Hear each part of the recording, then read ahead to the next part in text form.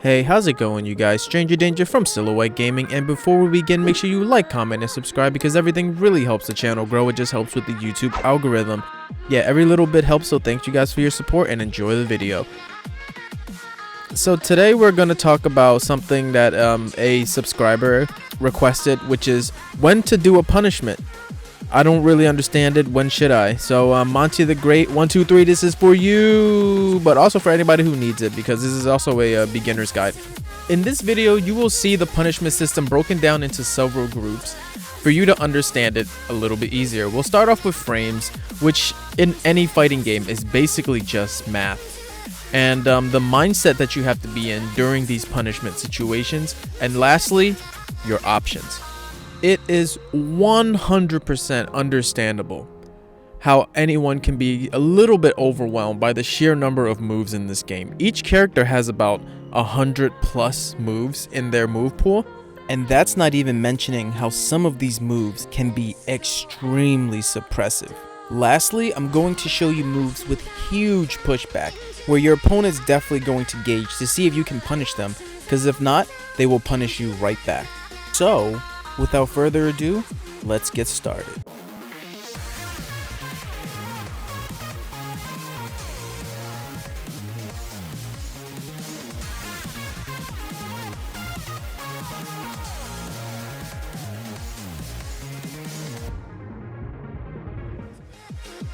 So the first part of this tutorial was about frames. Frames in every fighting game just shows you the options that you're able to do, as well as your limitations. It all goes down to math. And I know when people hear math, they think of this. Clearly, I'm procrastinating just a little bit, even though people feel that way. So these are some principles that should be followed. If you are hit, you probably are at minus frames, and you should start guarding. But if you land a hit, you can be a little bit more explosive, start going for mix-ups, counter hit moves. Whenever you are at plus frames, it's always okay to be a little bit more aggressive. But if you are at minus frames and you have just been hit with a jab, with a mid jab, whatever, you know, it's probably better just to start guarding. Here's a small example of this. Every time you hit somebody on block, you actually have a recovery animation, either for them or for you. This move puts Noctis at -7, and inadvertently I will be +7. You see, because if he's minus, anything that I do will be a little bit faster than he does by those frames.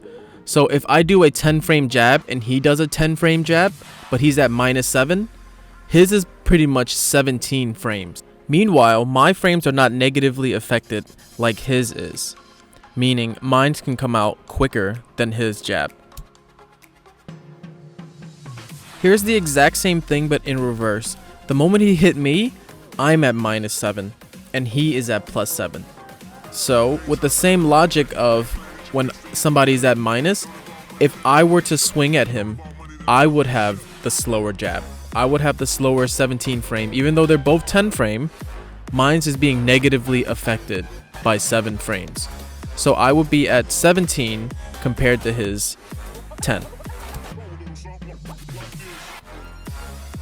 That means if both moves hit at the exact same range, at the exact same height, crushes the exact same things, generally 9 times out of 10 the faster move will win. And because of that, you generally want to use the faster moves most of the time. Here's a list of the fastest moves that you're able to do that will give you very good plus frames against your opponent. For most characters, this includes your jabs, your mid pokes, which is a down forward 1, or a long range mid poke.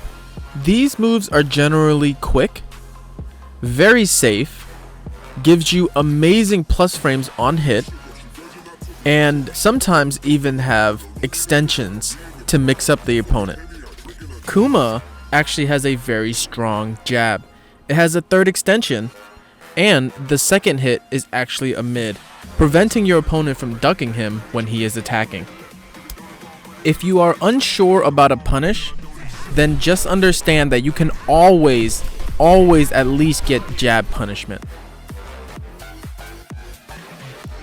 Proper punishment will come the more you learn about the game and exactly which moves are launch punishable.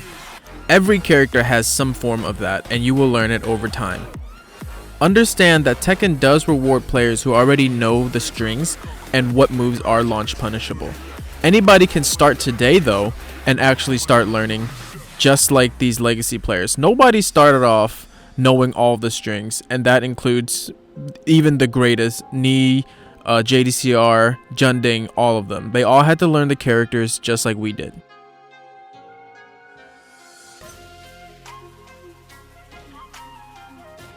Here's the question. If Noctis just did his launcher that is launch punishable, and I'm not sure if I can catch it in time, what should I do? The obvious conclusion is to go down the list of my next Punisher. In Kuma's case, he has a strong 12 frame Punisher in the form of down back 1-2. This leads us to our next point, which is the mindset.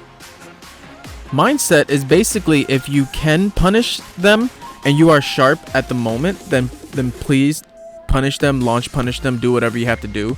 But if you can't, then just understand that you have quicker options for less reward, but every damage still counts. If I cannot launch you, then I will gladly at least take a jab punish. So, while learning your character, make sure you look out for these particular frames because they are going to help you with punishing your opponent effectively, or to move down the list and have a faster punish for when you're not so sure if you can. First, you have your 10 frame Punisher. Every single character in the game has some form of a 10 frame punish, and they are also safe, which makes them great to throw out in the neutral or when you're fishing for these punishment situations. Also, they give good plus frames. Next on the list, we have your 12 or 13 frame Punishers. These are generally used for punishing hop kicks. They're almost as fast as jabs, and they are very good for whenever you need to whiff punish your opponent. For those of you who've seen my Tekken tutorial on movement, you guys know all about whiff punishment, but just in case you didn't, make sure you check that video out. Lastly, we have the 15 frame launchers. These are the big boys, the stuff that you want to do to actually inflict the most amount of damage, wall carry, and pressure on your opponent. So just want to let you guys know that everything that I say on this tutorial is 100% true. Okay? You guys cannot find anything on here that is not true. Everything is true. I stake my life on it. Now we are going to see examples of some of the strongest punishers this game has to offer, starting with 10 frames. So if you are using one of these characters, make sure you never forget to use this punisher.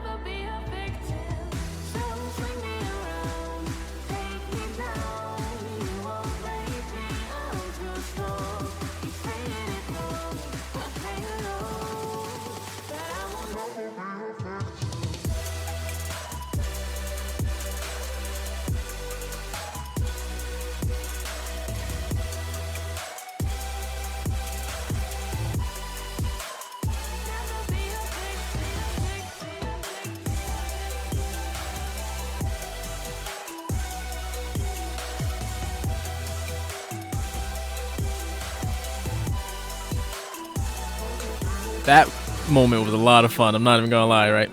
So now we're getting into the part where I am actually going to show you guys moves in the game that are extremely evasive or has extreme pushback, making it very hard for you to punish. Now, you have to look up your own character's individual punishment for these moves. It is also important to show you guys what they are, so you guys at least know what you're looking for.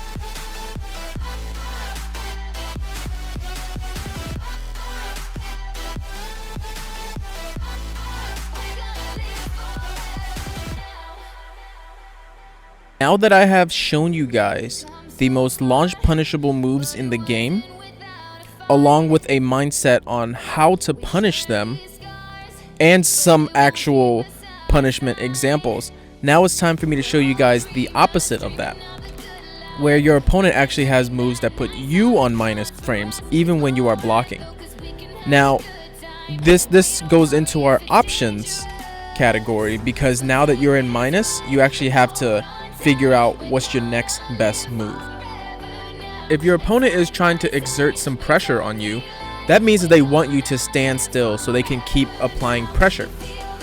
Now, a good way around this is to keep using your movement. Move side to side, backdash, whatever you want to do, but make sure that you keep your opponent guessing. Either they have to try to put more pressure on you again, or they have to use a homing move.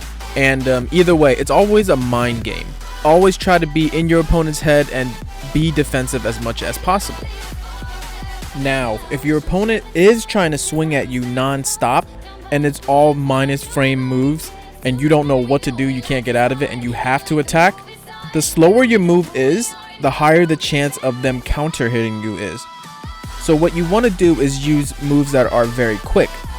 Now, most characters' quick moves are their jabs, as seen here. Your character might also have some evasive tool or some get off me tool, such as Fang showing here using his shoulder.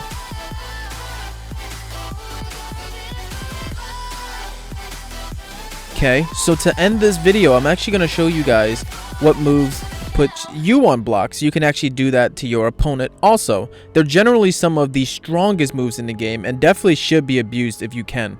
But before we do, you guys already made it this far, so make sure you like, comment, and subscribe. Everything really helps the channel grow and just helps out with the YouTube algorithm. 2 seconds out of your day can really make a difference. So yeah, thanks you guys, and enjoy the rest of the video. I'll see you guys on the next one. This has been Stranger Danger from Silhouette Gaming. We are signing out. Peace. Wishing, but you're running out of time. If I could only